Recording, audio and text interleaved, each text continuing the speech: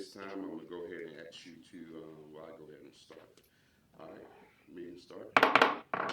All right, at this time, I'm going to go ahead and ask you to turn your phones on vibrate or silent, preferably silent. If you need and must take a call, please step out the door and away from the door so your call won't travel in here.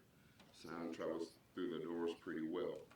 So we'll ask that you do that. The other announcement is this is a regular meeting with no public hearing to start it off. And so commentary and comments would be not entertained or taken from the public unless we come across a subject matter in which we need someone experienced or expert opinion.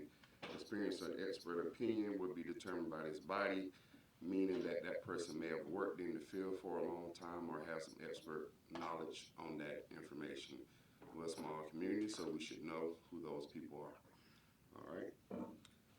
All right. At this time, we'll stand for however you seek to use your invocation time, prayer, meditation, whatever you see.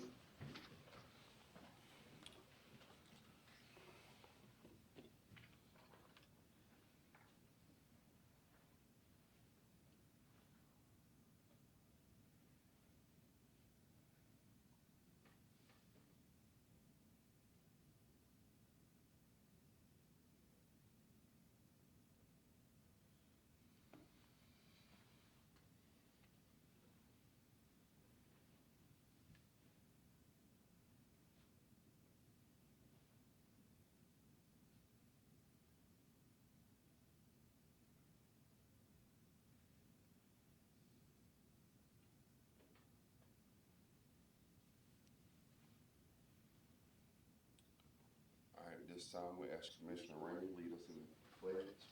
I pledge allegiance to the flag of the United States of America and to the republic for which it stands, one nation, under God, indivisible, with liberty and justice for all.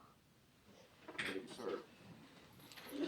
All right, this moment we'd like to have our roll call. Commissioner Vesta Shepherd. Present. Commissioner Isaac Owens. Present.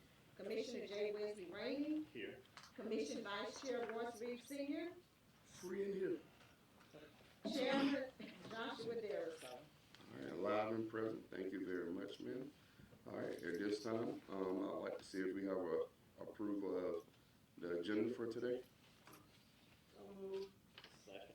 It's been properly moved and second that we approve today's agenda, December 17th, 2024 regular meeting. All in favor, let it be known by voice vote. Aye. Aye. Motion carried. Agenda is approved. Do we have a motion to approve the call meeting minutes from November 27, 2024? So moved. Second. It's been properly moved and second that we approve the call meetings from November 27, 2024. All right, all in favor, let it be known by voice vote. Aye. All right, motion carries. Minutes are approved. I approve of regular minute meetings from December 3rd meeting. Do we have a motion? So moved. Second. It's been properly moved and second that we approve the regular minute meetings from December 3rd, 2024 meeting. All in favor, let it know by voice vote. Aye. Aye. Motion carried.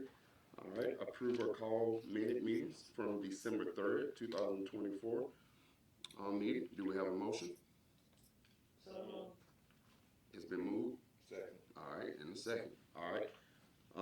All in favor, let it be known by voice vote. Aye. Aye. Motion carries. All right. It appears we have no speaker appearances. Okay, thank you, ma'am. All right, speaker on specific agenda items tonight. All right, thank you. All right, but we do have a presentation from Ms. Monica Winfro, our downtown development, Main Street Director. Good morning, everybody. Good morning. Merry Christmas. If I don't see y'all before Christmas. You all have a copy of my report. The only thing that I really would like to highlight is the holiday trains for Sam Shortline are going on right now. They started last weekend. Last Saturday, they had 1,000 people down there in the depot. And we had people from Tampa, Florida, and as far away as South Carolina. So that was pretty cool. And then this weekend, I think it's up to 1,200 to 1,400 each day. So it'll be Friday and Saturday this week. A couple of them this weekend are sold out. So we've got some exciting new events with, joint with Sam Shortline in 2025. We've got 2 events, one new one with the police department, and we're working hard on that. We're gonna do a National Train Day in May, and then the Easter egg hunt in April.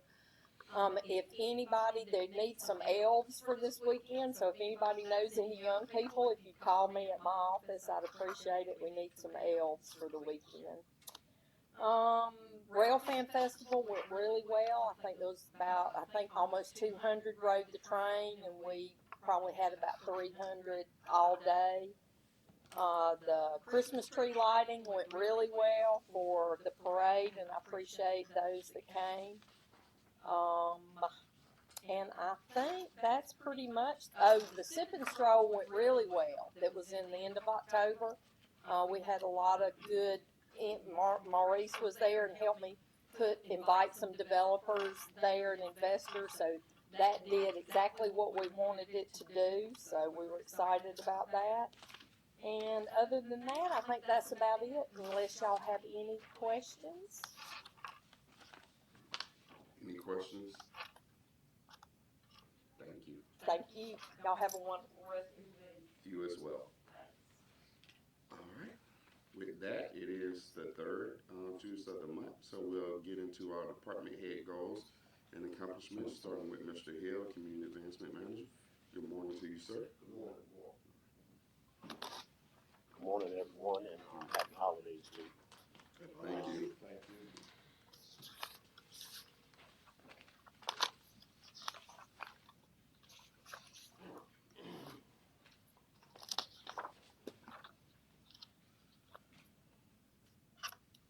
So for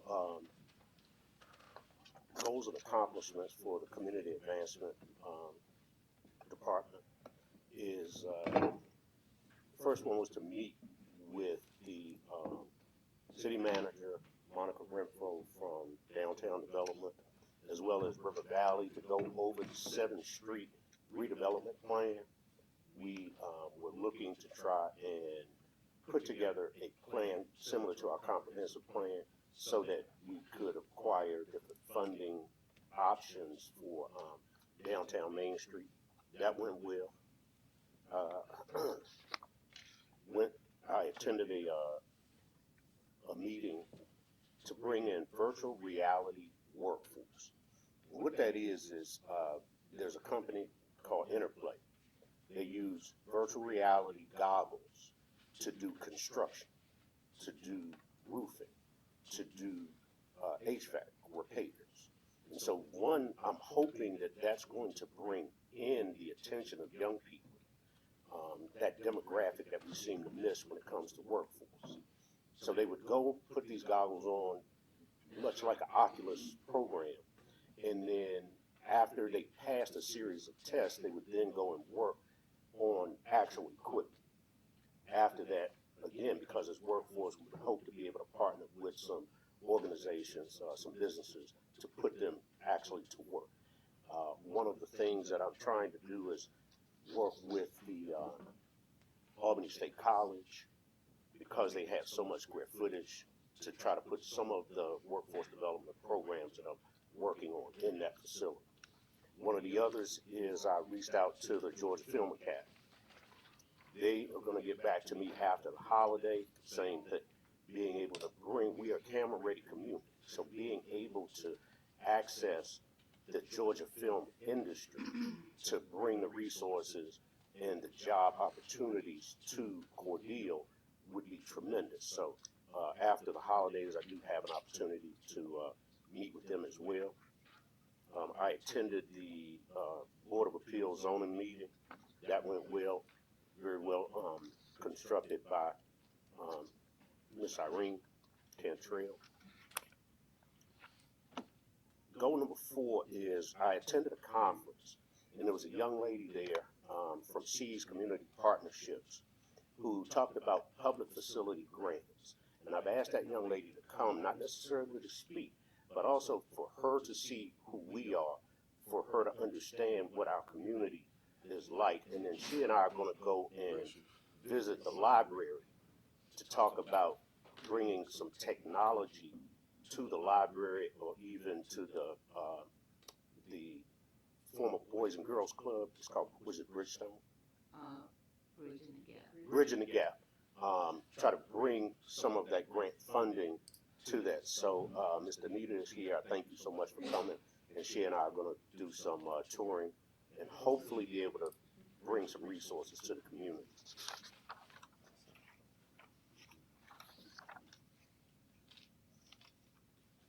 With the land bank, I had taken the opportunity to call the tax commission. You know, when we go to these conferences, we get some tremendous information. If we use it, it can be very beneficial to us. So one of the things they talked about was partnering with the tax commissioners so that, because they have the property that's available that sometimes doesn't sell at auction and that kind of thing, to be able to partner with them. So I met with the tax commissioner. She identified a specific piece of property that she was not able to move for a long time. And so in our land bank meeting, we agreed that we would do our due diligence on that piece of property so that if everything comes back clean, we would be able to utilize that as another piece of our property in the land bank.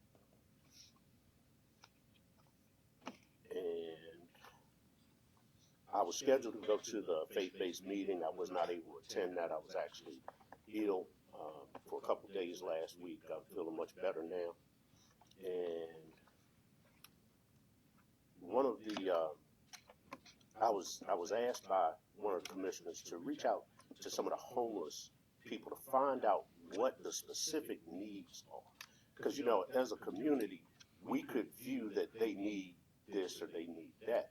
So what I did was I actually sat with a couple of them. I took one over to get a cup of coffee to understand why he was here and what he needed. And it was as simple as if he could get back to Macon, he was okay. So we're working on trying to do that. I met with somebody else. And the gentleman said that, unfortunately, due to some legal issues with child support and some other things, there were some things of his driver's license and some other things like that were removed. And so I went over to the child support office, found out that by bringing him there, there's a program called a fatherhood program. So once this gentleman gets his ID, then we'll be able to, I'll take him over. He'll get into the fatherhood program, and they will help him navigate getting back on track.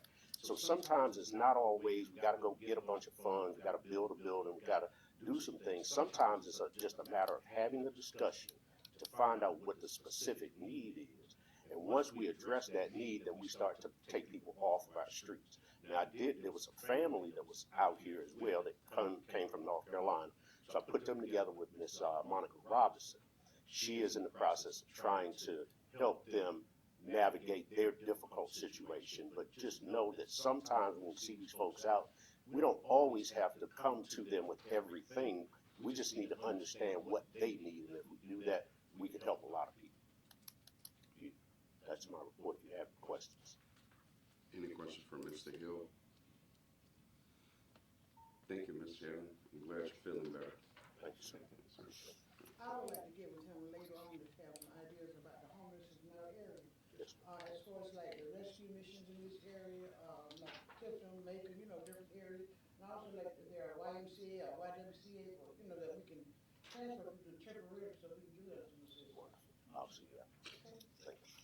And I did ask Maurice to connect with Monica Robinson Yes. too, since she head up the homeless coalition. Yes. But that was just from a request. I went out to meet with a couple people. Definitely don't step on Monica's toes because I've sat with her and she is as busy as you are. All right. Thank you. I think one of the things that would be good, and I've been to a couple of the collaboration meetings and used to go regularly. I think what I keep hearing, we have a lot of resources, but a lot of people don't know about it. And so I know Monica has expressed working with the city a little bit more closely on some key initiatives and things because most of everything in the city will become our problem if it's not sufficiently taken care of. And so we have to have a prevention mindset, not necessarily mean that we have to do it, but we need to know who does that and how it is done.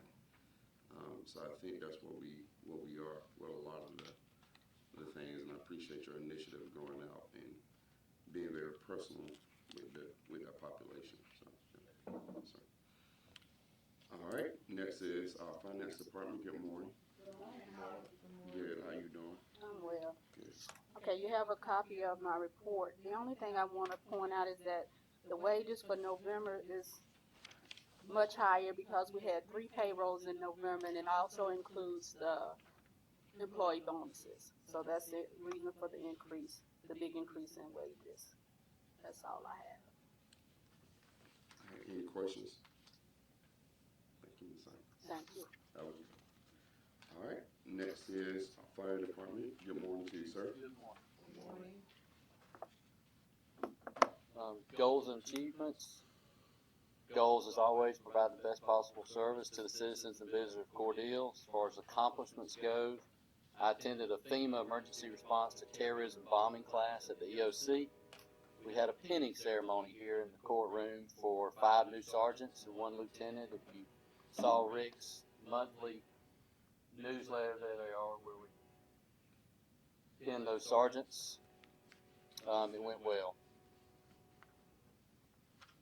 Attended Thursday. I'll be in Sumter County. I was asked by the chief there in Sumter to attend a battalion chief assessment, so I'll be a part of that Thursday.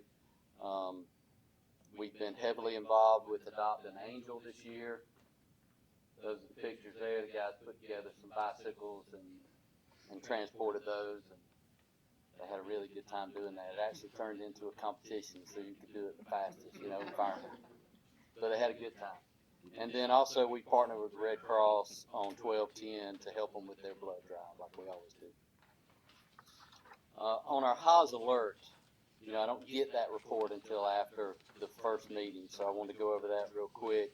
For the month of November, we alerted 845 drivers that we were either approaching or in the area around them. Year to date, almost 9,000 drivers got that alert. We had 100 incidences in November where we responded. Average response time was 3 minutes. That's all I have. Any questions for fire chief? Chief, just one question. When we talk about, you and I had a conversation about what we're trying to do in servicing our community in different ways. What else are we doing to reach out through the fire department to make citizens more aware of things that can be offered through the fire department? And just because I know we say fire, we don't need them until we have a fire. Right. I know there are other things. So in talking with you that day, I learned a few more things that I didn't necessarily know about that. Is there anything else that can be done, or can we put out something else for them? Well, we've done the first aid classes, both through the school system and through the city, where we taught CPR and first aid. We partner with quite a few of the blood drives with American Red Cross. We've done the smoke detector blitzes. We do offer blood pressure checks at the fire station. I believe that we're reaching out as far as that goes as well as we can. Are there some ideas that you think that we could do to extend that? Well, I think after our conversation that you and I had about the smoke detectors and that way, that's something else that we can add to it. Yeah. And I just think, I know when you talk to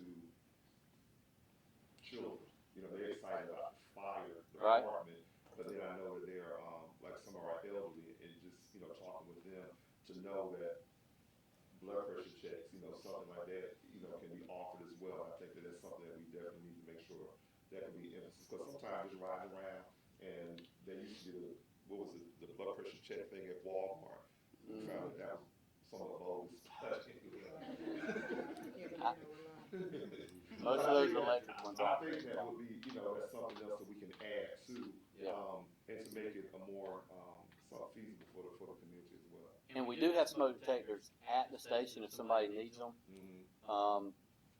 If you're in a rental house, it is the rental owner's responsibility to do that. but we don't give out smoke detectors. We'll happily fill out a form and then come put it up for you. And it's because the Red Cross wants to make sure, and we do too, that that smoke detector gets put up in the right place and gets done properly. Okay? Any more questions for Fire Chief? I'm receiving your email. I had a problem where I couldn't send emails. Okay. So I will be responding. Thank you. To you. Yes, sir. All right. Thank you, sir. All right. Next, Housing and Urban Development, Ms. Contrell. Good morning to you.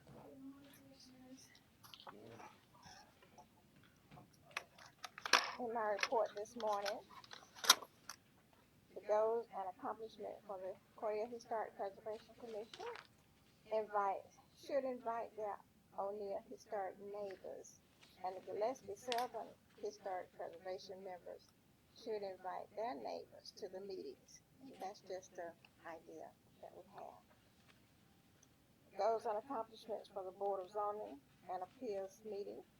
The Board of Zoning and Appeals should tour the different neighborhoods within the city of Cordele to make some needed suggested changes. And the meeting notice, the Planning and Zoning Commission will hold an organizational meeting on Thursday, December the 19th at 10 o'clock to select a chairperson. And that's all I have for today. Unless you have some questions. Any questions from Ms. Cantrell? Thank you. Yes, sir. Next is HR. Good morning, David. Good morning.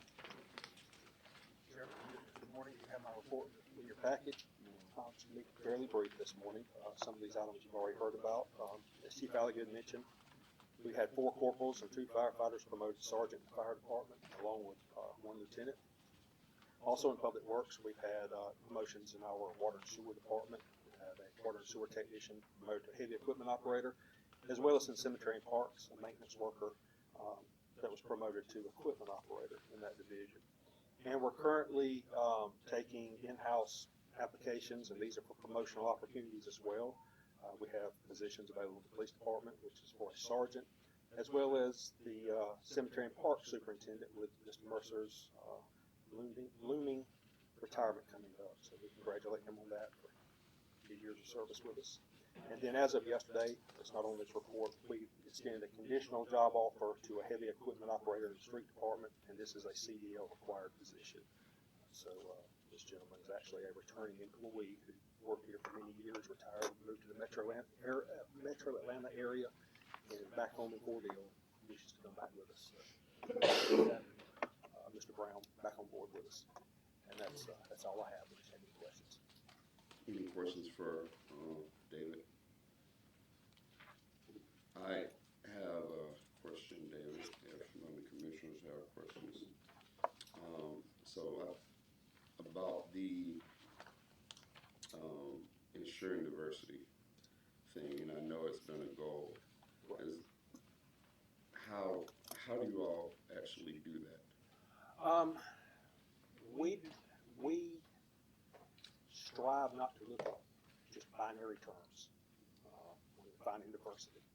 We have a very diverse workforce here with the city of Cordele. We have what, I'm sorry. We have a very diverse workforce with the city of Cordele. Okay. If you do not define it on binary terms, if you look at what makes us up, age, race, marital status, veteran, or civilian, just all the things that make us different, all those differences have different perspectives. And we try to include all those in decisions we make, boards that are made up, and participation here in various activities, if you want to call it that a little bit. So as far as ensuring, so we're not looking at anyone on binary terms. We look at qualifications they bring, the requirements of the position, we do consider the demographics of our community and try to reflect that as best we can. What do you mean by binary? I'm a little lost. I want to make sure we're thinking of the same thing. Binary terms are terms of two items, male, female, black, white. So we have a little bit broader perspective than just binary terms. Yeah, I think that thoroughly in the case of some things because that's more than just black or white. So that wouldn't necessarily fit the definition of binary. But I think I get what you mean. I guess my question is more so, you say we have, um, and we also have a good number of people leaving and retiring. And we also consistently have a number of vacancies. So my question is not necessarily what we have, but what are we doing to ensure we hire and retain um, diversity? Like I mentioned, we look at each other, at potential employees on their merits, transferable skills that they bring, the needs that we have here. So let me ask you a better question. Who makes that determination, I guess is what I'm asking. The department director, superintendent, and ultimately city manager. Okay. Well, thank you. All right. Municipal Court, Ms. Walker, good morning to you. So for the municipal court, report accurate and complete information for the court and public, complete court dockets for the judge in a timely manner, to pass the requirements needed for court recertification, and we did that. It's certification that's done yearly. And myself and Deputy Clerk Crook, we both passed the recertification. Congratulations. Thank you.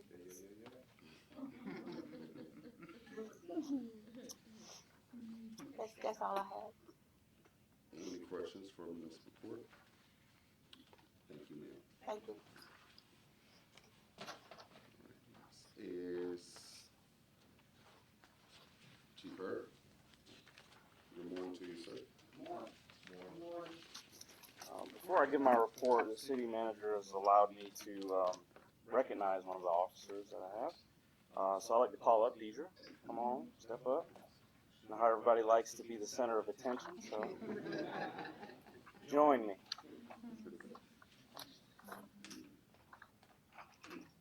So Deidre has been with us for quite a while. She's decided to basically turn in her badge or retire from law enforcement. So, you know, it's a good day, but it's a sad day being selfish about things. You know, she's always been a really good employee for us. Just a little bit about Deidre. I kind of looked you up a little bit deeper. Dooley State Prison, you started your career in law enforcement in '96. You then went to the Sheriff's Office, Dooley County Sheriff's Office as a dispatcher in '99. And then you came to us in 2000. You went through the ranks, corporal, sergeant, got your different certifications. Definitely a great asset. But then you got a career change and a great opportunity that, you know, I do not deny or regret for her to take. I mean, it's a very smart opportunity, a great opportunity you had. But even then, you decided to stay with us part-time. So that was a great thing. And that was in, what, 2006? No, 18. Okay, see? No. I can research now. I can still research. So now we're here. So Deidre, I just want to personally thank you on behalf of the police department for your years of service, your dedication. I can always count on your big smile. It lightens up the room. Your fashion sense, you did not disappoint, as you do not ever disappoint, and definitely your boots as well, of course, always. So we got a plaque for her, again, unexpected. It says, presented to Sergeant Deidre Davis in appreciation for your service and dedication to the community and the Cordele Police Department. So, thank you.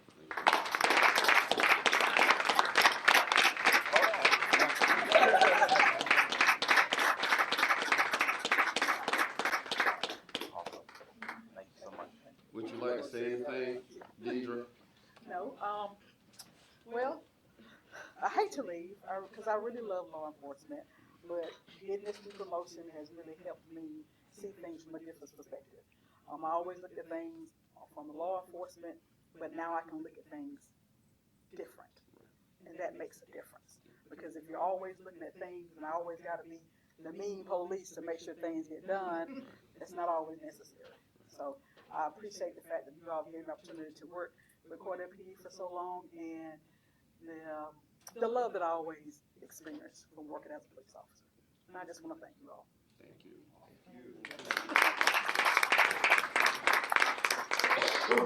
I also want to thank you for your service over the years, especially your tenure in the school system. You've always been concerned about the kids. We had a situation with my niece when she was in school, and I met with you, and I can just see your compassion and passion at the same time for that, and just being concerned. And because you didn't have to do that, and a lot of people don't do that. They don't go that extra step. So I've witnessed your service, and I appreciate you. Officer D. Thank you, City Manager and Commissioners, for allowing me to recognize her efforts. All right, I'll start with the Police Department. Our goal always is to provide professional law enforcement services through our hiring processes, training, and accountability.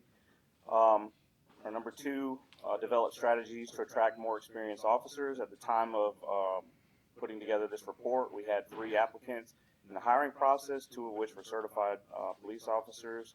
We had 2 new hires again start on December 19th. Actually, right now they're in Tifton taking their official PT test to get into the academy. We don't anticipate any problems there, but we wish them well on that.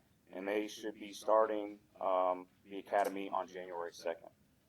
We're also community efforts. We continue to strive for that. Adopt an Angel toy drive, as was referenced, went very well. We got pictures. Look at that, fancy. As you see, the entire room is just flooded with toys and bikes and everything. And this is every year. It continues almost to grow. It's every year. So we love being a part of that. Just thank everybody who donated, who gave money, time, effort, toys, everything. So just thank everybody for that. That was on Thursday. Those were distributed. Our department's Christmas party, we had a Christmas party that went very well. I just want to give some recognition to our event committee. This year we've been very busy with the amount of events that we've done, almost twofold. We've done more events this year than we've done in about the 3 years I've been here. And I've always said we like to reach out with the community or to the community through different avenues, and events is one avenue to do that. So our event committee has done a fantastic job. It'll all kind of come to a conclusion, so to speak, for this year with Shop with a Cop, which we'll be doing tomorrow. We'll have the opportunity to bring out 18 third graders. We had excellent attendance, and we'll be doing that at Walmart, as we do every year. We also had the privilege, and we do every year, of attending the self-contained class Christmas party. We did that at the Chris County Primary School, the elementary, and the middle school. That was yesterday. We were able to provide gifts to those classes as well. It's always a great time, and they always enjoy us. We enjoy them too. We'll also continue to make advancements towards becoming state certified. We're working towards, as David alluded, he always takes my thunder on this stuff, work towards filling key positions and promote in-house. We've opened up our sergeant positions. So we're currently accepting anybody who's interested in-house for sergeant positions, and then after that we're going to open up the corporal positions so that we can promote from within. That's all I have on the police department. Any questions for police? I'd like to thank you, Chief, for not only having goals, but kind of how you do it. And it's a very important word that you put there, and that is through. So you listen and you put the word through, and that means that tells me how you're going to do it. Right. And if you don't have that, you have details underneath. So I appreciate that. It Right.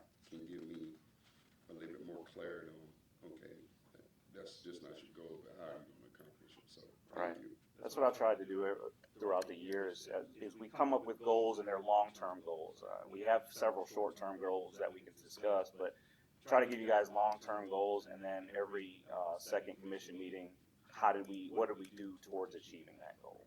What strides have we made? So thank you for recognizing that. If there's no more questions with the police department, I'll go into codes.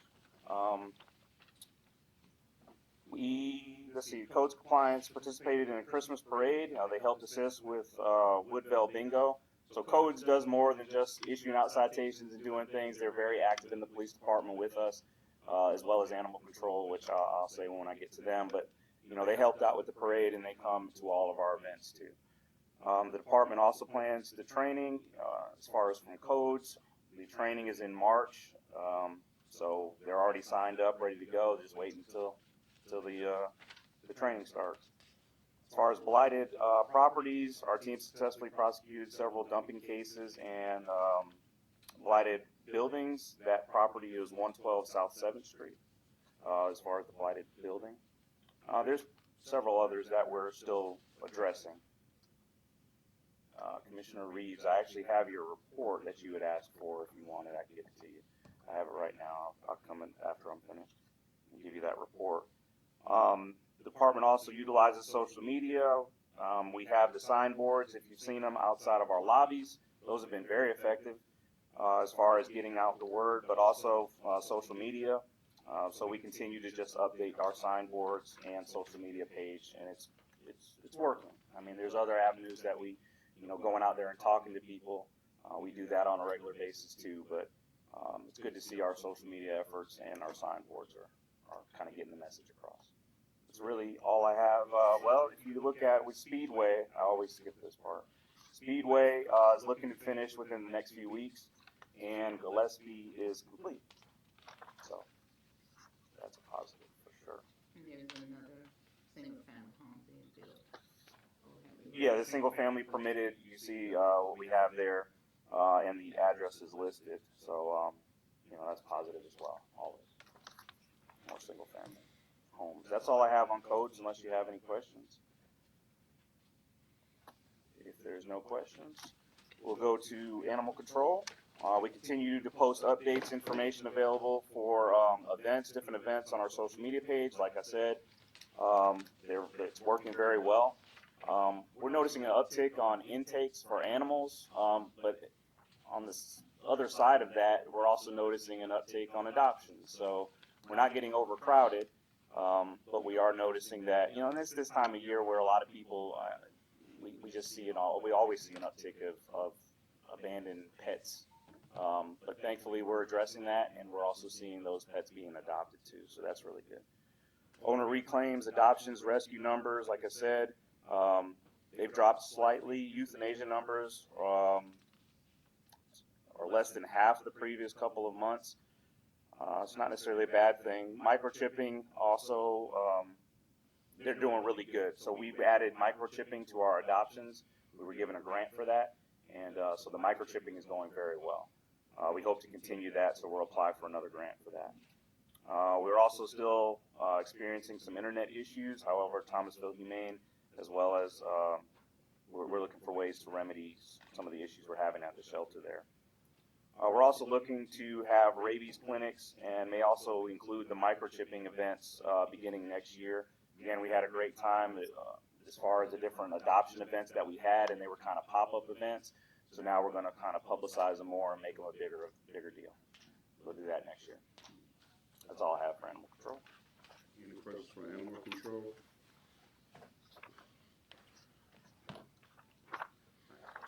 Chief, before you go, what's the penalty for having a dog tied up in your backyard or fenced in and not feeding or giving the dog water?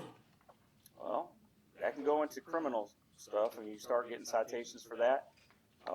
As far as the exact penalty, I don't know, but there's several citations right there. And then you probably, if the dog's like that, just, kind of assuming, which, they say about assuming, but probably no vaccines, no rabies vaccines, things like that. So you just get into a whole slew of different charges that you can receive from that. But if you need help with that, again, we have. I call you. Yeah, please do. Here's the report that you asked for. Thank you so much. All right. Thank you, Chief. Next is Public Works, Mr. Jackson. I'm sorry, Mercer. It's Mr. Jackson here.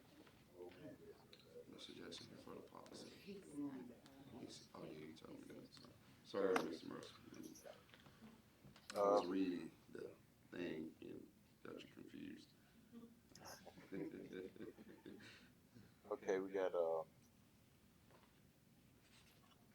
the DNL launch. I think they approved that, and also the water department, the contract they got, it has been approved too. And also we got we need to do some paint too. A lot of crosswalk we got to do, and we got to do some of the street, but we got to get out of the guns. The guns, we got all some guns for those 2 guns to go in the paint machine. And my crew cemetery part, they we cut alleys back now, and then we have a lot of problem with the people tearing down the signs. You know, then we have to go and replace the signs. You know, it just it's kind of hard. You know, but we have to do those signs. It's stuff expensive. You know, they'll tear a sign down and carry it with them, bend it up and throw it in the ditch. You know, so we have to replace that. So you know, we do everything we can. You know, so that's all I got right now. You know. All right, any questions for Public Works? With the signs that are being destroyed, if found, is that something codes could perhaps help with as well? Okay.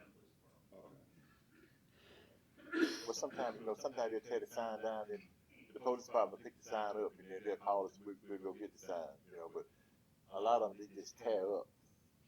You know, take the vehicle or something, run and push the pole down. You know, then we have to place that pole. You mean the ones in the alley specifically, or all? Alley, it don't make no difference with them. Okay. I think some of these like do it for the fun. Yeah.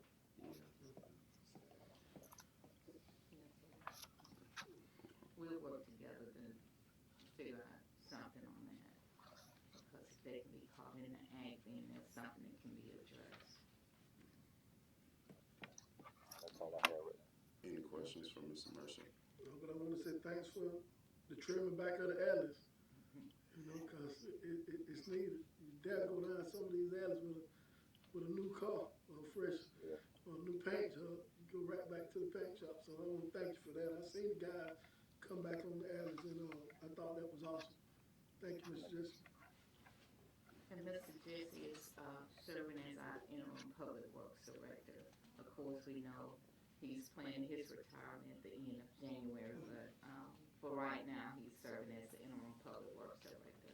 And so I know we've had conversation regarding the crosswalks, you know, just letting you know what is needed so we can, you know, get those addressed. He gonna hang around a little bit longer. 60 years, a long time. And then in terms of Jim was unable to be here this morning, but it's still something that we need to address. I've made all of you all aware of the situation that we're dealing with, and so there are some things we need to discuss, but I think it probably be best handled in executive session because it's going to involve personnel. Before we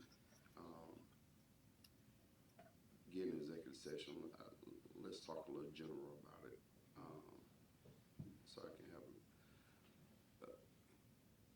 the question is it mainly affecting one department or another inside Public Works?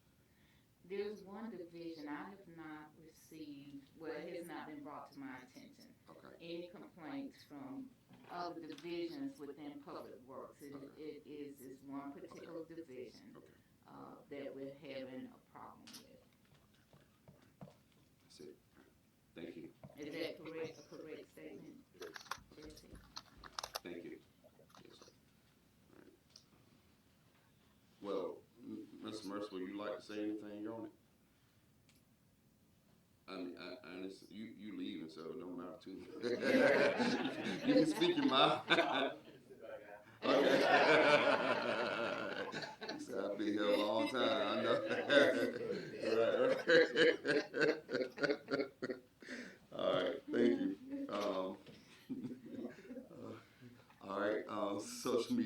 Marketing Manager, Mr. Smart. Good morning, Honorable Chairman, members of the City Commission, City Manager Redding. My report is basically brief this morning. Did receive a request for some extra video for our video project through CGI Digital. I acquired that video on Friday, dropped it in their Dropbox, and so their editing and their production of those particular videos continues. We are still on track with the website rebuild. We're expecting a report from Kian Miller, the director of that, toward the end of the month. And other than that, that is my report. Try to answer any questions that this body may have. Any questions from Mr. Smart? Thank you, sir. Thank you, sir. All right. Ms. Debbie, UCMT. Good morning, everybody. Good morning. Y'all have my report, and I'd just like to point out our number one goal is the water treated and the wastewater treated. We treated 50 million gallons of water, and we treated 51 million gallons of wastewater. That's in a perfect world for the month of November. But if you look at it for the rest of the year, we treated 604 million gallons of water and over 1 billion gallons of wastewater. That's what the I&I does. So all this money we're spending on ARPA for the rehab of the sewer lines is awesome. Now, we've had a really dry fall, so that's not, we don't see a difference in that yet. But this is just, we had no rain in October and just 1 inch and 1/8 in, 1.8 inches in November. But that's our number one goal, is to make those numbers just as close together as they can be. Perfect. And it saves money for the city too. The less we have to treat out there at the treatment plant, the more money we save. Anyway, other than that, we drained the tank and they inspected the tank at 10th Street. It's back in service and everything was good. And we do have an RFP out for the lead service line inventory. We're looking for an engineering firm to come in here and help us with that job. And I think we'll open those January 6th at 10 a.m. at Public Works. Unless y'all have any questions, that's what's going on in my world. Any questions from Ms. Debbie? Thank you so much. Merry Christmas. Merry Christmas. Thank you. That concludes our department head reports. We'll move into our specific agenda items. Item number 1, consider and approve the subscription billing for Civic Plus unit code services. So moved. Second. It's been properly moved in second that we approve the subscription. Any discussion? And so the public will know, City Manager, could you give us a little background information of? Yes, and Ms. Murphy is the city clerk, so she would like to add anything, but Civic Plus is on a Unicode, and Unicode update, the ordinances that is, the ordinances approved by this governing body. And so, this is the request to renew the agreement for codification services, and, they are having a promotion that expires December 31st, and so we're trying to get this approved so we can, get ahead of the 30% increase for 2025. We had an increase with them. It's been, 1989 since the last time that they've had an increase. It's unheard of. That's good. All right. And also, if anybody want to know the ordinance, the codes, the charter, it's on our website, and you can look for it. It's on one of the tabs. The governing tab. Yep, the governing tab. So, and you'll see exactly what this is for. So it's online. They even have a really good search box where you can pull down, and if you want to send that piece of information to your email, you can type it in on the right-hand corner, and you can send that and other sections right to your email. So it's a very convenient services. If you want to know the codes or ordinance or whatever, you can go on and use it. So, yeah. All right. Commissioner Rainey, how do you vote? Yes. Commissioner Reeves? Yes. Commissioner Owens? Yes. Commissioner Shepard? Yes. All right. Motion carried. It is approved. All right. Agenda item number 2, consider and approve alcohol license and new and renewals. Police Chief Hurd has reviewed, no exception noted, for the following businesses. Trust everybody see them. And So moved. Second. all right, it's been properly moved in second that we approve the new and renewal alcohol license for the upcoming year. All right. Any discussion? Seeing none, we shall proceed to vote. Commissioner Shepard? Yes. Commissioner Owens? Yes. Commissioner Reeves? Yes. Commissioner Rainey? Yes. All right. Motion carried. Licenses are approved.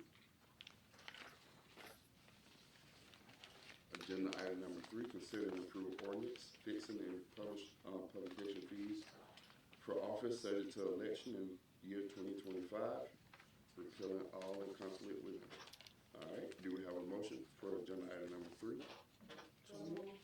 Second. Okay. It's been properly moved and second. All right. Any discussion? Mr. Chairman, this is the first reading. We will have a second reading in January. Let me ask you something about this.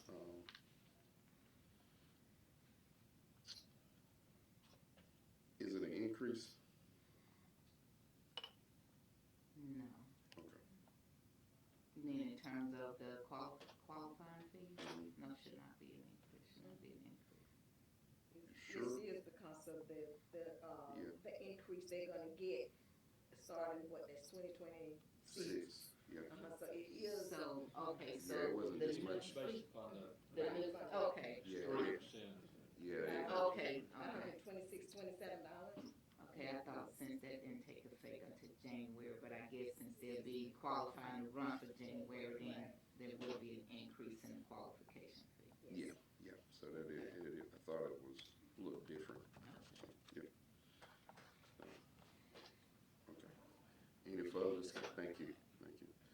Any further discussion? Seeing none, we shall proceed to vote. Commissioner Owens? Yes. Commissioner Reeves? Yes. Commissioner Rainey? Yes. Commissioner Shepard? Yes. All right, motion carries. First reading. All right.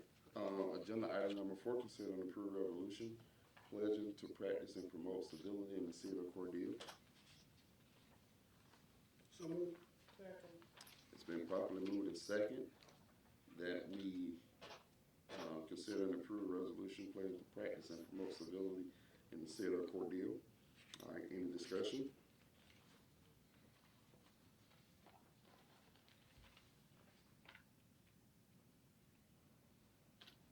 Well, just the current, certificate expires in 90 days, and so basically this will, allow GMA to continue to recognize, your commitment to, recognizing and fostering civility within the community.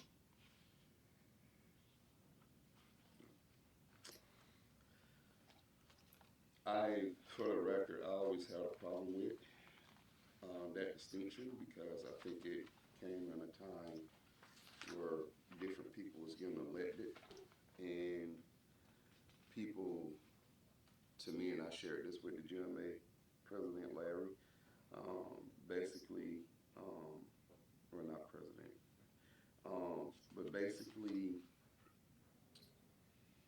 the timing of it was odd to me because you had a lot of people getting elected and was voicing their truth as they saw it. And I felt like, for the most part, the way it was structured, and that it was an attempt to quiet down and pretty much correct people speaking of what they thought and felt. What have you. I do see the value of civility said, I didn't think we were civil towards one another. I think we came some way. I think we got some ways to go. But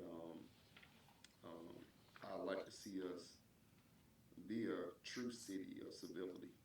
And maybe this is a nod towards actually putting that in practice instead of just having the title of it.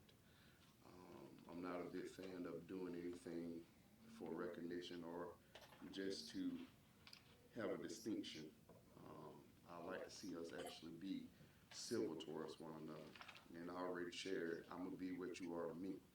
I'm still of that age, of that generation that I would treat you as such, as how you treat me. And so,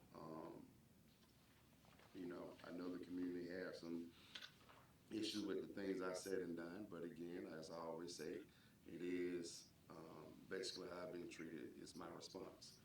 So that's my piece on that. Any other comments, concerns? All right, we shall proceed to vote. Commissioner Shepherd? Yes. Commissioner Rainey? Yes. Commissioner Owens? Yes. Commissioner Reeves? Yes. All right, motion carries. Resolution is approved. All right, agenda item number 5, consider and approve professional service agreement and service order for IT service with Intradel. So moved. Chairman, before y'all vote, I'd like to point out that we need to make a slight amendment to the term on section 3 if we'll do. They've got the right idea, but they kind of had a few things wrong. They also had us in Cook County. Okay, let me carry the motion and then we'll make those changes. All right, it's been properly moved and second that we consider and approve the professional service agreement, service order. Discussion, I think, City Attorney, could you please continue? Yes, sir. They just had the terms of December, January, and some of the termination language just needs to be slightly adjusted, that's all. They also had us subject to the Circuit Court of Cook County. And we all know we're in Chris County, so we'll, along with the city manager, will change that. Noting those exceptions, I think the appropriate thing is to say that between the city attorney and city manager, we have confidence that they will make the necessary corrections to the documentation so that we are in full compliance. Any other discussion? Seeing none, we shall proceed to vote. Commissioner Reeves? Yes. Commissioner Owens? Yes. Commissioner Shepherd? Yes. Commissioner Rainey? Yes. All right, it is approved. Agenda item number 6, consider and approve the request for items listed for the fire department to be declared surplus. Do we have a motion? So moved. Second. It's been properly moved and second that we consider and approve the items for surplus from the fire department. All right, any discussion? Yes. Okay. Mr. Chairman and Commissioners, if you all look at number 6, it's a little bit different from number 7 because normally we dispose of items, surplus item via govdeals.com. In this particular instance, you have 2 photos attached to this surplus request. It is because there's a silo that is located at the fire department training facility. And so what they are looking to do is to make a trade this silo for the new fire rescue training container. And Chief Alligood, anything you'd like to add in regards to that? No, other than at training ground, we inherited some silos that were already there. One of them was a 14-foot silo that's fallen over. It's really not much good to us. We had an offer for it, and what we asked is they trade it for a 20-foot Connex shipping container that we're going to stack on top of our 40-foot container for our burn building. In order to do that, we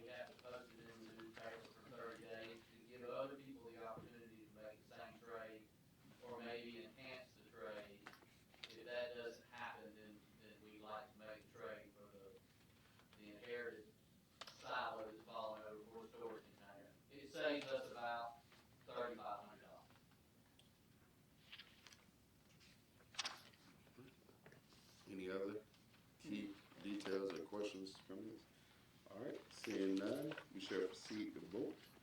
Commissioner Owens, Yes. Commissioner Shepherd, Yes. Commissioner Rainey, Yes. Commissioner Reeves. Yes. All right. Motion carried. It is approved. All right. Agenda item number 7, consider and approve the request for items listed for the Public Works Department to be declared surplus and dispose of the surplus items via deals.com. All right. Do we have a motion? So moved. It's been properly moved and seconded that we consider and approve items for surplus coming from Public Works. All right. Any discussion?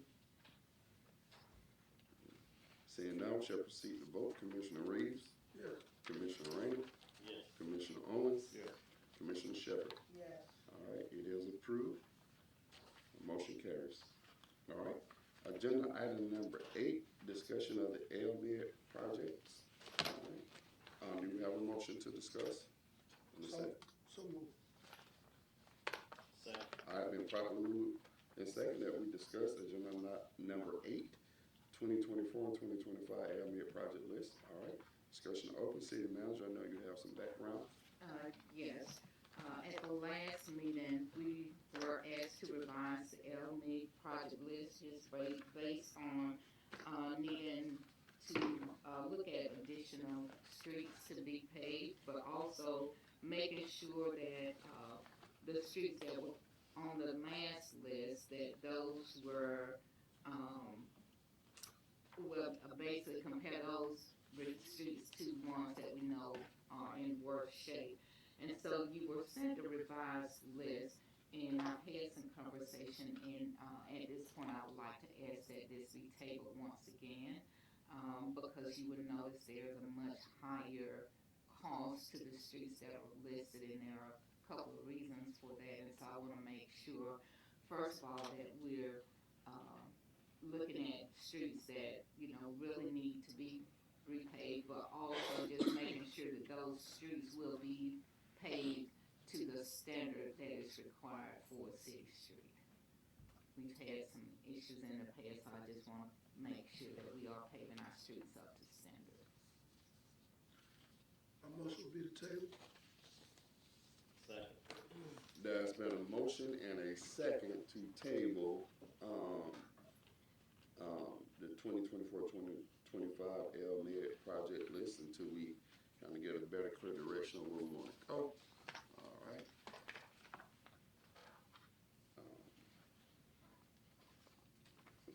Commissioner Owens, how do you vote on the table? Yes. Shepherd, Yes. Reeves, Yes. Rainey. Yes. All right. Motion carried. The LMID project and should be tabled. All right. Thank you. Agenda item number 9, financial review. All right. Background, financial report is being presented to review the operation of the city. The purpose of the financial review is to monitor the financial condition of the city for FY25. All right. Do we have a motion for agenda item number 9? So moved. Second. It's been properly moved and second. All right. Any discussion? Okay, back on October 1st, when the 2025 budget was approved, we discussed having financial reviews just to make sure we're on target. And so this is the first review. This will cover the period from July 1st, 2024 through the end of October. And so, as you can see, in terms of the expenses, general fund expenses, you see where we are for each department based on the budget and the actual amount year to date and the balance. And so, right now, as you can see, most departments are anywhere between the 15 to 30% range, some a little higher. And so we also put together a pie chart just to further indicate where departments are. And so at this point, I will stop and just ask if there are any questions regarding the expenditures for each department before I move to revenues.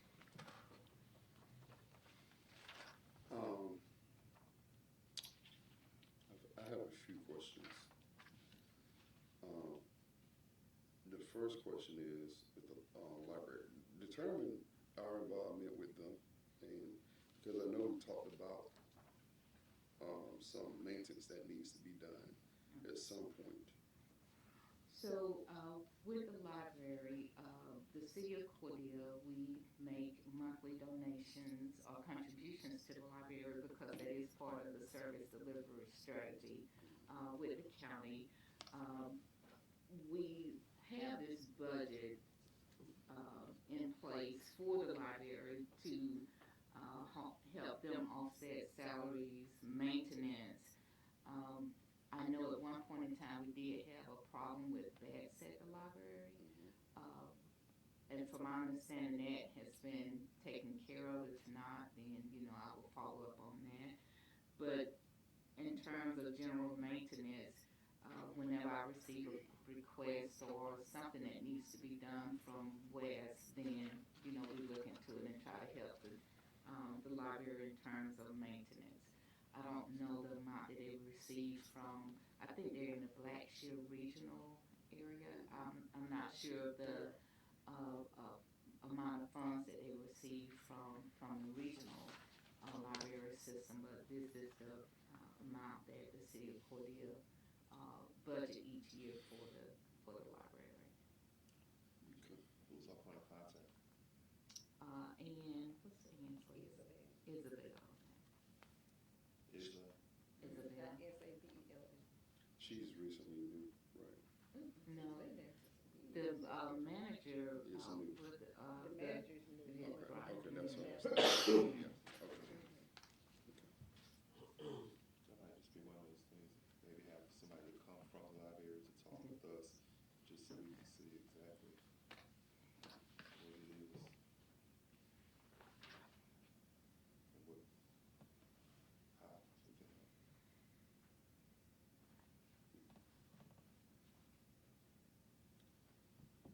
Okay. I have no other questions, actually. I'll reserve those. All right, and then you also have the revenue summary for the same period. And right now, you have the budget for revenues and actual revenues through the end of October. We're at $5,938,302.80. And so, and we are in the process of hopefully issuing property tax statement within the next week. And so, of course, that number will significantly increase for the next financial review. And also, you have a budget summary for what we call our special funds, the revenues that we've collected for special funds as well.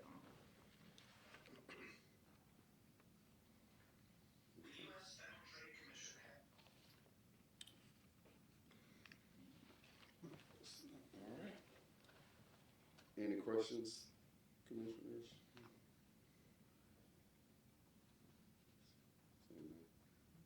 Okay, I do have a question that I remember, that I thought about when I first read it.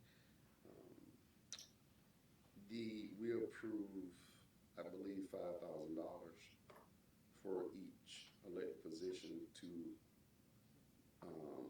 have a particular project. Mm-hmm. We didn't do anything further with that, determining when and how. We're about halfway through the fiscal year, but I think we need to go ahead and figure out, I don't know if we didn't determine how we want to do that and put any, I'm quite sure that it would be helpful if we get some legal parameters around where it should be used and how it could be used, in a way where we don't get ourselves in trouble with using those funds. And I think we need to go ahead and look at that, because again, we're halfway through. And I think comfortable with a particular procedure. I don't know how we would do that. I put my head around it a few times. All of you did this from time. Mhm. I think the main guideline is that it is public money, Right. and you've got to choose a project that the city would be authorized to do. You know, it's listed in the supplementary powers clause of the Constitution that allows cities, for example, the city can't fund education as a school board, you know. On the other hand, if there's a beautification project at a certain intersection, for example, you can fund that. Because the city can take care of the right of way, and it can take care of parks. And so that's what what the parameter is, Mr. Chairman, is something that the city could ordinarily do on its own, authority that they have. And I do, another city, that I was employed with, they had ward guidelines because they had ward money.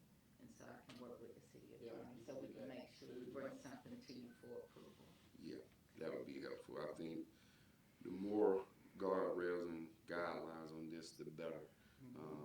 Because we didn't say any particular parameters and things around, what that looks Another like. thing, Mr. Chairman, comes to mind, y'all recall we've had discussions over the years about gratuities. Mhm. We can't make a gift to anybody. Right. So it has to be some pay service that somebody might get. Mr. Chairman, before we move from the financial review, going forward, would you all like to have a monthly review? Where we bring, kind of bring updates every month to you, or quarterly review? I think quarterly would give us a better perspective. Okay, quarterly So then I review.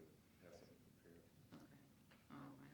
And, all the pretty pie charts and everything that you see, I want to thank Sonia for that. I gave an idea as to this is what I'm looking for, let's make it happen, and she made it happen, and so thank you, Sonia. That's really nice. We need a motion for that quarterly report. I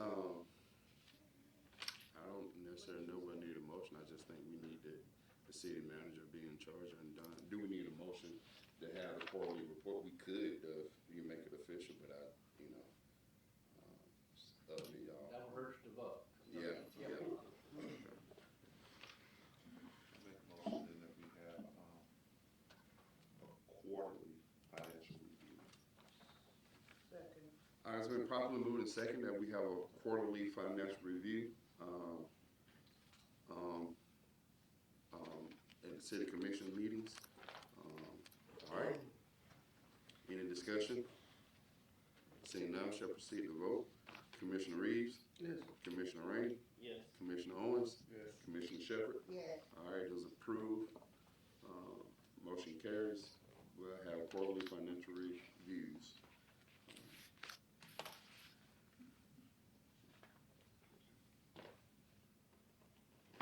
Anything further? All right, thank you. All right. Agenda item number 10, discussion and approval of a detailed procedure for the ethics officer and the suspension of the ethic hearing until a clear procedure is in place. The background is I had my hearing on December 5th, 2024. And I think because when we approved the ethics officer, there was some things that we didn't give as a result. For instance, my experience at the hearing was while we were having the hearing, things were being kind of determined, the procedure and process were being determined. It was a bit confusing for me. And I'm not faulting the ethics officer. I am saying I think we as a body didn't lay out specific procedures. So the officer was going back to, kind of the ordinance that we had passed and kind of determining But then there was some things that wasn't necessarily clear. I think if we're going to take the matter of ethics serious, we also got to take the process serious. And I wouldn't want anyone to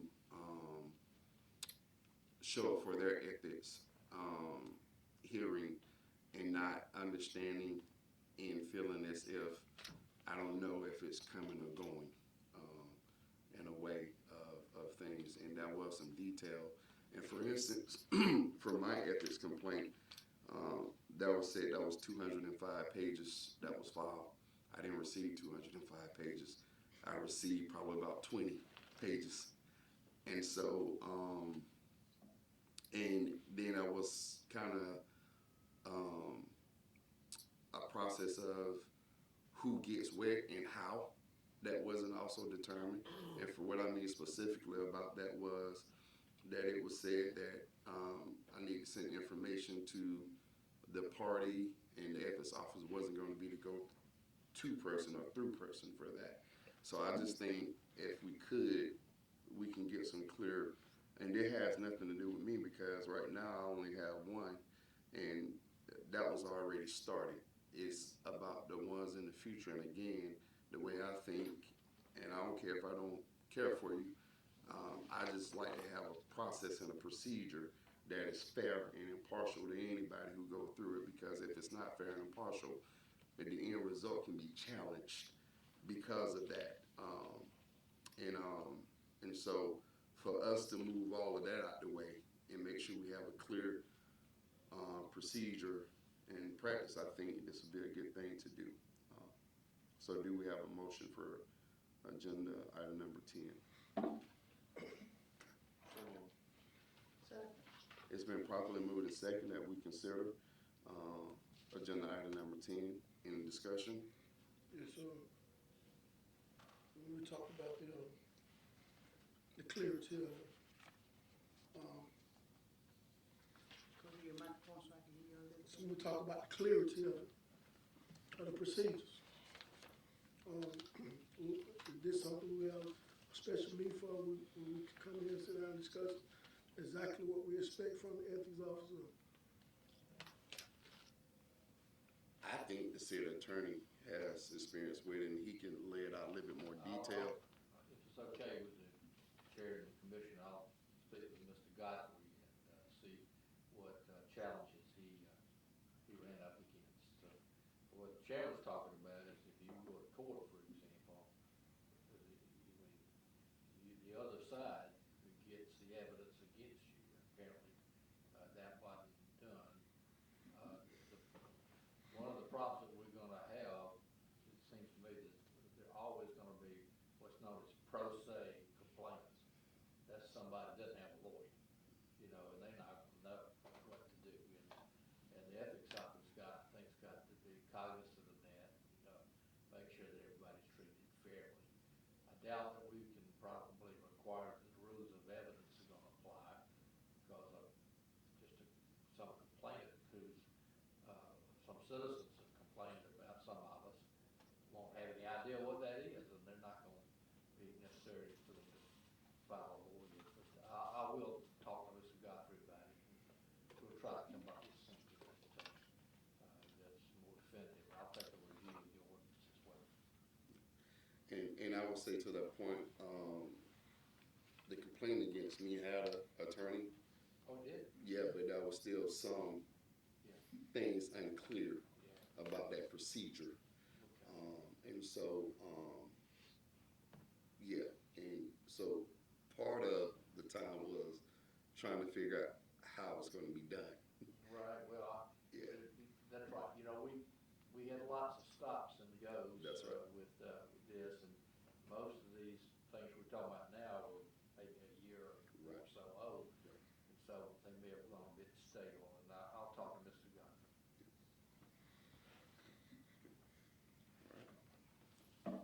Any further discussion?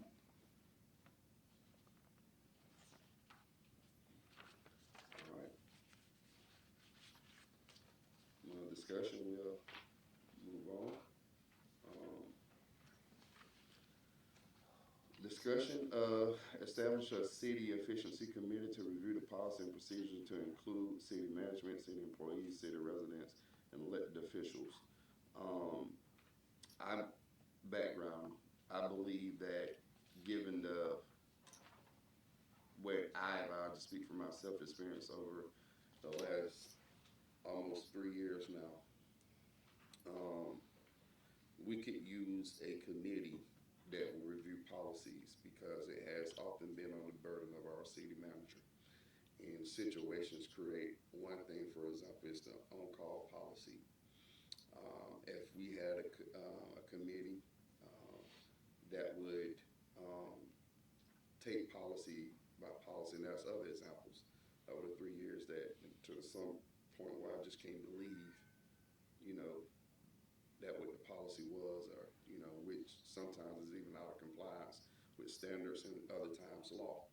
So I believe if we have a team of city management, city employees, residents, and some combination of elected officials on a committee that will set goals and take department policies and things like that, and methodically go through them and look for their compliance with laws, and that everything line up, it would be really good for the city and our efficiency,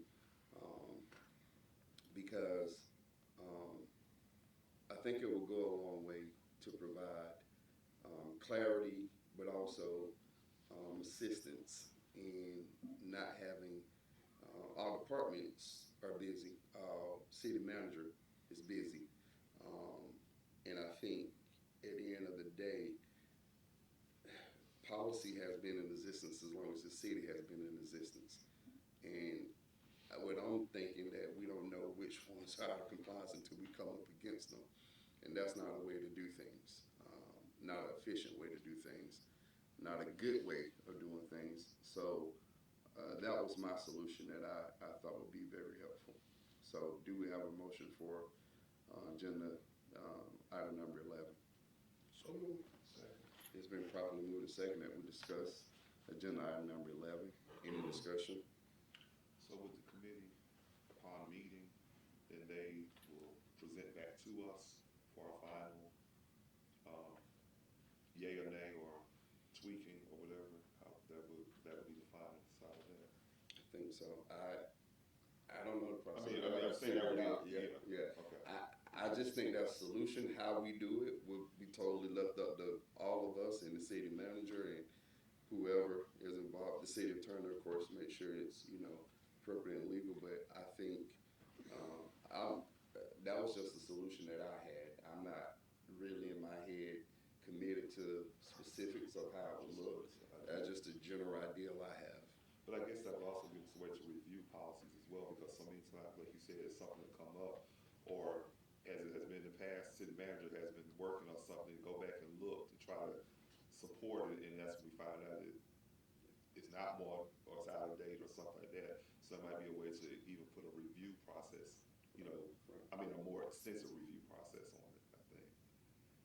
Exactly. I think the strengths are it's not just on the burden of the city manager, right, and B, with this committee in charge, just a way of looking through. Maybe you can start one department and then go through that department, then the next, and it's not saying it's all going to happen in a year or whatever, but you methodically go through it, and it can be through the direction of the city manager, and basically wherever she feels or experience some issues, maybe take some look at some things and kind of have that committee go through and look at those things, and then when the change come back to us. And the fact that you have one or two or how many ever elected officials on that, you want to do that because you'll have some initial buy-in already. That's why I always, if I want to get something done, I always try to include people I need on a work level. So when you go back, you kind of have that initial buy-in and approval and everything. But my question is, city manager, do you think this would be helpful to you? I think that really there's a lot that would be helpful. As you all know, I have come across a lot of different policies that are in place that were never approved by this governing or a governing body. And so, um, with my work schedule, I will say, it's difficult at times to um, say, okay, now I have free time, which I don't. Let's look at this particular policy. I think including department heads because, of course, they know what's going on in their departments. I rely on them to keep me updated, and of course, we do come across some things again that I question why. And so, it definitely would help to have more hands on deck. And I do like that if approved, it will be, a committee that is made up of, city employees, elected officials, and then, of course, residents. Um, I would like for them to have some experience in the area that we're asking them to, look into because when you get into human resources, of course, we have laws that govern that. And so, just want to make sure, that if we do that, it's something that's going to be productive and that I can, rely on them to work through the process, of course, being part of the process, but not where everything is going to fall back on me again because when it's just me, I know how to utilize my time, whether it's working after hours, on the weekend, or whatever, to get something accomplished. I think also too, with that point, that'll help with us as we've been talking lately about succession planning, because we'll have people in place who have some knowledge of what's taking place. Because what we're learning now, so much of what we see, it's already been in place for so long, and then we find out that it ain't been right. It's not, it's something. So that will give us a chance to have a group of people who are looking at it. And I think that will give us a chance to review more. So I think it's a good idea. Chairman, I guess I'm confused a little bit on what this committee is this only going to be like a specific item that the city manager may want input in, or you're basically, if you're going to do policies and procedures, are they going to be reviewing every ordinance, every resolution, and you're going to have a meeting before the meeting? I mean, No, sir. So policy and procedure is on the level of department heads and things. Department. Yeah. Okay. And so the purpose of it is, it's scary to keep coming up against policy that's out of compliance. It's scary to keep coming up against. I can't say a lot of what I'm thinking, just because it goes into some things that we probably will need to discuss in executive session. But it's scary to keep coming up against things that are so out of compliance, so outdated, and we need some oversight. And the city manager is just one person, and she's sometimes when we talk, she's working late, and I'm concerned about people's mental health. I used to tell people that if you drive to work and you thinking about you may not want to come, or you leave and then not thinking about coming back tomorrow, we need to have a conversation. Not saying that's our city manager, but we also don't want anybody to get there. And if we can put anything in place, which is our charter duties, is the committee level things to be assistants. Like I said before, our job is to help, and it can be overwhelming, even though if she don't want to say it. uh, Being in this position, we need to look at people and what they're going through and offer help how we can based on our authority. So that's my point. But no, to answer your question again a little more clearly, policy and procedure specifically on that department head level, and the law. And so not ordinance, not all that. That's not their level. So yeah. I think it's an excellent idea, but it's gonna take some commitment. It's gonna be asking, you're gonna be asking more of city employees. You're gonna be asking more of your elected officials. Um, I mean, you're gonna be, I mean, to see it done, I think it's great, but is there a way that we could this be a job for somebody at City Hall? Could this fall up on the, assistant city manager? Could it fall up under that? It can fall up on the assistant city manager, but also I would like to include that there are some cities that have committees, and I'm always in touch, with other city managers. We bounce ideas and off of each other, so I can reach out to cities that are doing this, those city managers, and ask for the criteria, the structure that they have. But as you all also know, we will be advertising for an assistant city manager, and so all of this, can work together. Um, and so I can definitely do that. It seemed like in one of our sessions that we had when we went away, that was one city that actually have I can't remember the exact name, but that's exactly what they're, they had a meeting monthly within the realm of their work day, department heads or the people that were on that committee. Right. They met, and that's what they did, and that added to being able to.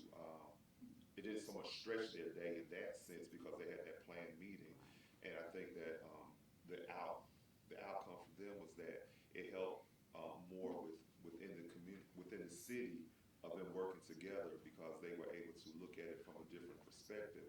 So it wasn't just that when the commissioners or when the governing body met, nobody, they were just making a decision based on what they thought, but it was some input coming from them as well. And I think that's what made it a more productive outcome for them. So I think that was Bill County. So would you all like me to bring that back to the body? No, sir. So, That would be my motion. you put it in a motion. Okay. I make a motion for the city manager to bring back information to the, commission. Second. It's been properly moved and second that the city manager will bring back information back to the city commission pertaining to agenda item number 11. All right. Any discussion, further discussion? Seeing none, we shall proceed to vote. Commissioner Reeves? Yes. Commissioner Rainey? Yes. Commissioner Shepard? Yes. Commissioner Owens? Yes. All right. Motion is approved. Motion carries, sorry. All right. City manager's report.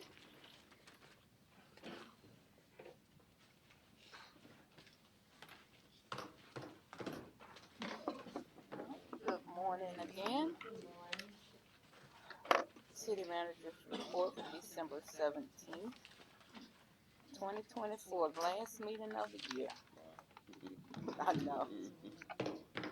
And so before I go into more details in my report, I would just like to highlight some of the activities that happened from the last meeting to this meeting. Of course, we always have a good meeting with the ministers meeting. And the school system, they presented on some of the programs that they have. And so it was a lively discussion. And so we thank the ministers for their participation. We started this group last year, November, and just to see the growth of the group has been refreshing and encouraging because, we kind of started out with 2 or 3 people and it continues to grow. And of course, attendance fluctuates, but they are having conversations and helping each other, so that's always good to see. Bridging the Gap had their grand opening, I want to say it was December 7th. I did not have the opportunity to attend, but the information I received was that it was a great event. So congratulations to Ms. Byron and Bridging the Gap. Next up, we have our Christmas tree lighting photo, of course. This year, after the Christmas parade, it was a little different. We had food trucks and vendors at the community clubhouse, as well as performances by Empire Dance Studio. And then we handed out trophies for awards from the parade, but the kids enjoyed Santa getting off the float and flipping the switch to light the Christmas tree. And so, as you can see, they all surrounded Santa, and some gave him their list, whether they were good or bad. I don't know, but anyway, we had fun doing that. And some of the winners from the parade, best float was the Albany State University Cordele campus, and they wanted to make sure we emphasized Cordele campus. They had a really nice float. And then the best youth group award was presented to the Girl Scouts. We don't have photos from the other winners because they were not at the ceremony after the parade, but we would make sure they received their trophies. Best marching trophy went to, of course, the band. And then the best walking group, GTC Fitness. And then there was one more, best theme, because the theme this year was Miracle on 7th Street.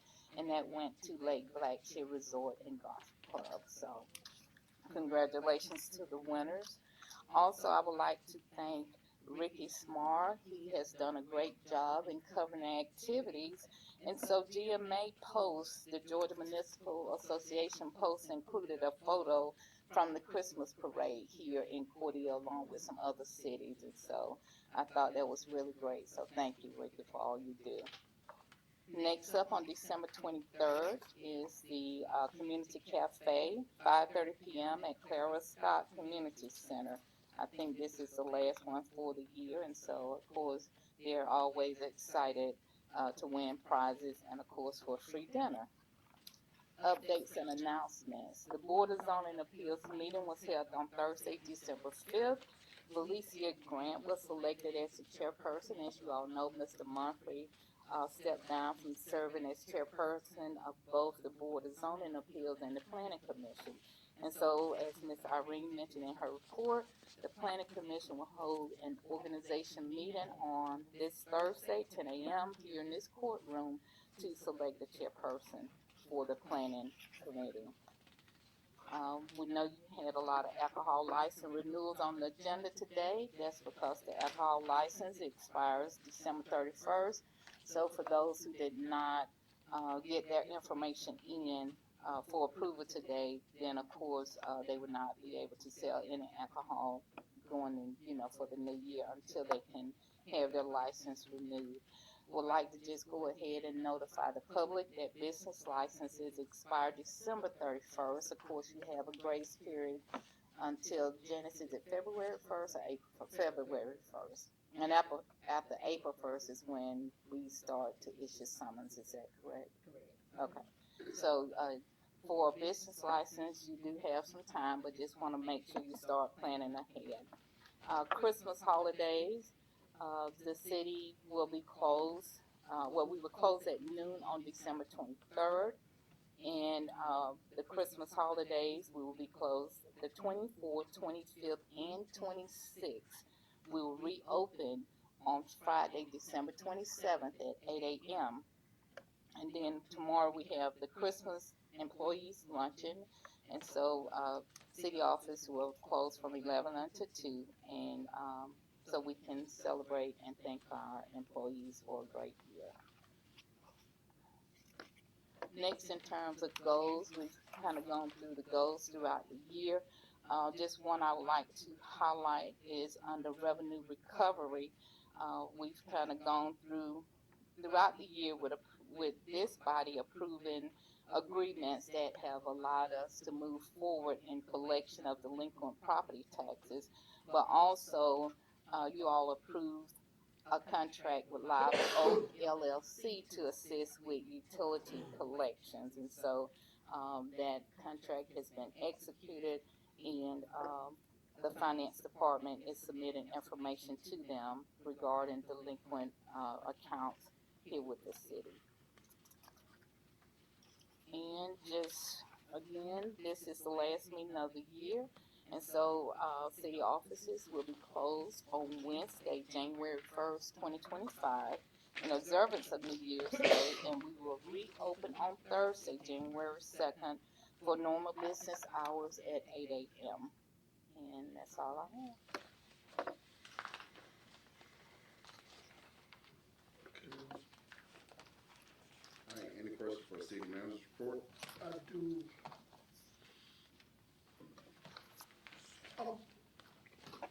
I'm looking at the grand opening for Bridging the Gap. And this is the building that we offered as a year-to-year contract on that building, right? Yes. Okay, do we do anything to let people know that the building is available? Well, their contract is not up yet. Okay. I will be bringing it back before you all because the other group, they had until the end of December last year to move out, and then of course we had to go in and paint and do some renovations, and if I remember correctly, they moved in maybe June. I have to go back and verify that, but it has not been a year yet for them. Okay. I just want to make sure that we're fair too. Make sure that we're fair to all. That's all I had. All right, any more questions for our city manager in his report? Okay.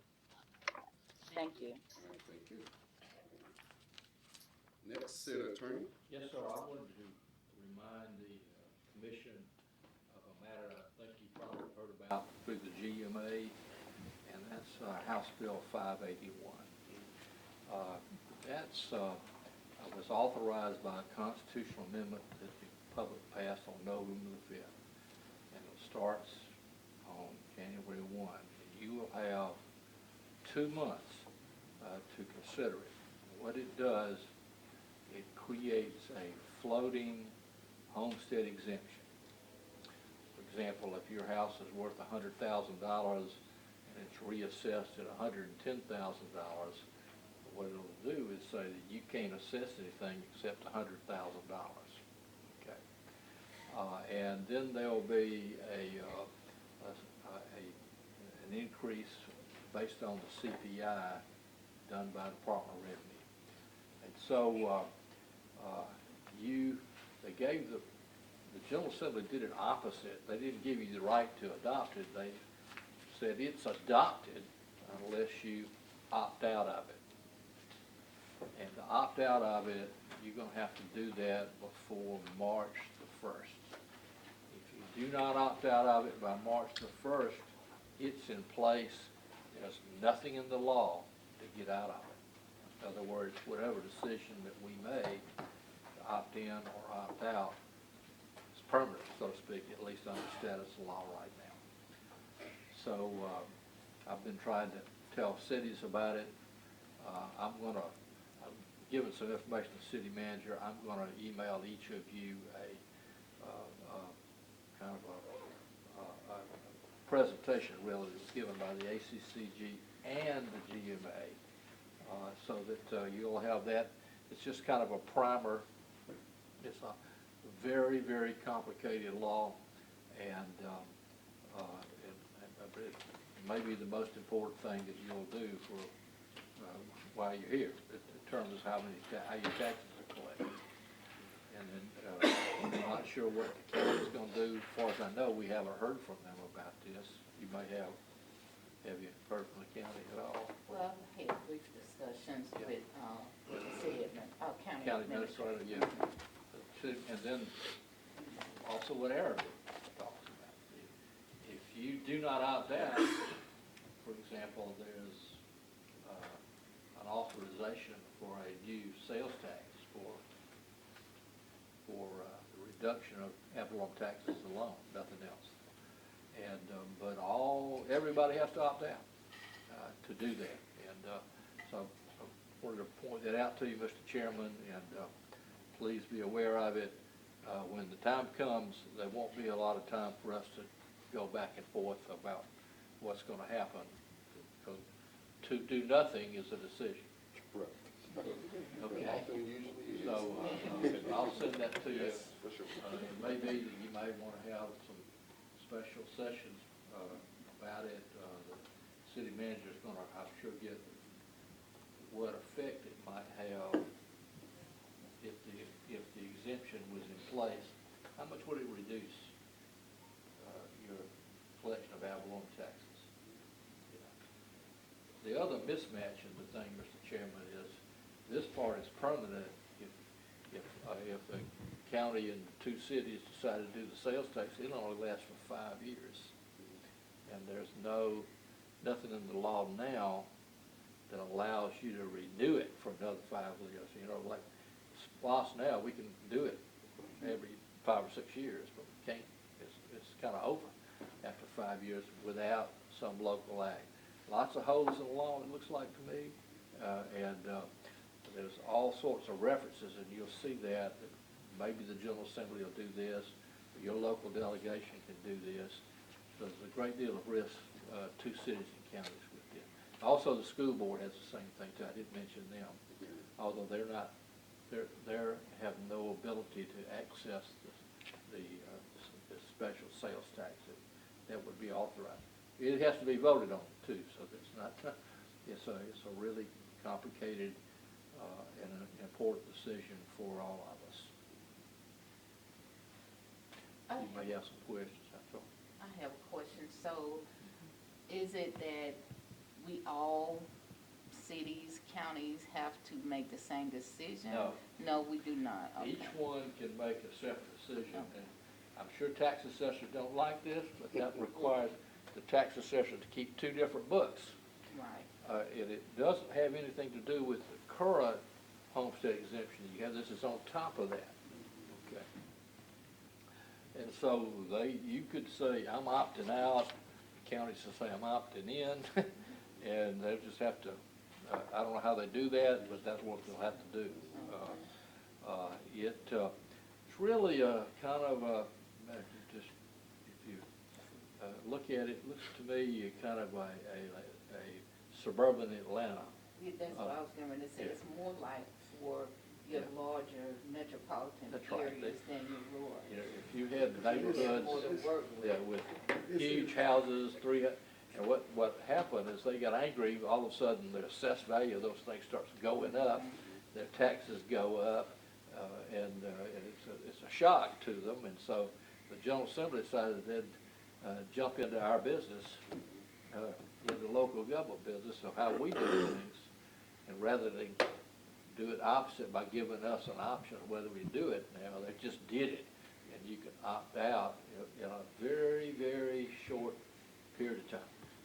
There'll have to be, if we opt out, we have to hold 3 hearings. 3 hearings. 3 hearings, similar to the way that a city or a county has to do if they're going to increase taxes. You have to have 3 hearings if y'all recall. So we'll have to do that, advertise them a week in advance, and so you can see if you miss the March 1st deadline, you're done. You know, it's over. There's no appeal or reprieve or anything. You have to get your resolution that when you opt out to the Secretary of State by the 25th of that month. But, we'll be talking more. This city survives on what it collects. Well, that's right. Every city's different, you know. Most very rural communities have seen this as a real threat. It is. Y'all, on the other hand, you do have, if you consider that sales tax, you know, you might be in a different position than, let's say, Araby, you know, because you have a pretty good thing out there. Unfortunately, though, the way it works, if Araby says that I am opting out, then the sales tax is not available to anybody. Everybody has to make the same decision. Every city and the county has to make the same decision about opting out. Excuse me, opting in. Okay. Excuse me, I had it backwards. About opting in. So we would all have to agree on that and agree on the sales tax. which, and that might be something. The fortunate part about that, Mr. Chairman, is that sales tax just doesn't last long, just 5 years. And the putting in the homestead, floating homestead exemption, that lasts forever, unless the General Assembly amends it somehow. So you can't renew the sales tax? Not on the existing law. They referenced that if the General Assembly came in and did a local act, let's say that our two General Assembly members decided that they wanted us to allow to do another splot, they could pass a local option and allow us to do that. I just want to make your Christmas brighter. Thank you. Oh, so right.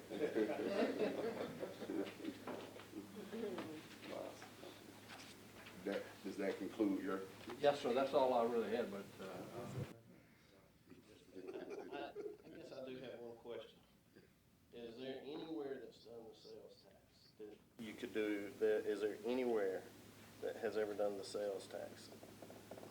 no, this is brand I know, new. but anywhere that anybody's aware of where you could have a true example. Okay. Not as far as I know. There are different things throughout the state, like there are some additional taxes for water and sewer sales tax, and I think Hateville and some cities in the metro area, there's an additional sales tax that was adopted by local act for a Coliseum in Augusta, things like that. But there's nothing that I know of that's going to give us any direction about, because the tax, as long as you have the tax, doesn't have to be a penny. It can be a half a cent to a penny, okay? And it can only be used for tax reduction. So we can't put this penny on and then go buy some backhoes with it. You know, we have to reduce, it looks like to me, reduce our ad valorem taxes by the amount we collect. And there's a penalty, I think, that will review for not doing it that way, but that Department of Revenue could review it all. And, you know, I'm not sure. It's all new. Thank you for your time. Thank you. Thank you for, that's a big decision. Yes, sir. Huge. It's really just shifting where you get the money from around with not much benefit, what I can conclude from it right now. I'm glad you recognize that. Yeah. With the GMA and ACC, it really shifts taxes from the homeowner to business, industry, agriculture, and property, that's rental property that's not used for your homestead. It only applies to our homestead. So it's a small number of people, frankly, that compared to everybody else, you know, every time you give a tax break to somebody, Mr. Chairman, somebody else picks it up. That's right. That's right. Winners and losers. That's right. Thank you. All right. Any need for executive session? Yes, personnel and litigation. Okay. All right. Can we get a motion for executive session, personnel, and litigation? So, It's been properly moved and second that we enter into executive session for personnel and litigation at the time of 10:54 a.m. All right. Commissioner Rain, how do you vote? Yes. Reeves? yes, Owens? Yes. Shepherd? All right, we shall enter into executive session. I'm gonna make a motion to adjourn. Okay. So, All right, it's been properly moved and second that we'll adjourn this meeting, at whatever time it is. 11:57. At 11:57, all in favor, let it be known by voice of Aye. aye. Meeting adjourned.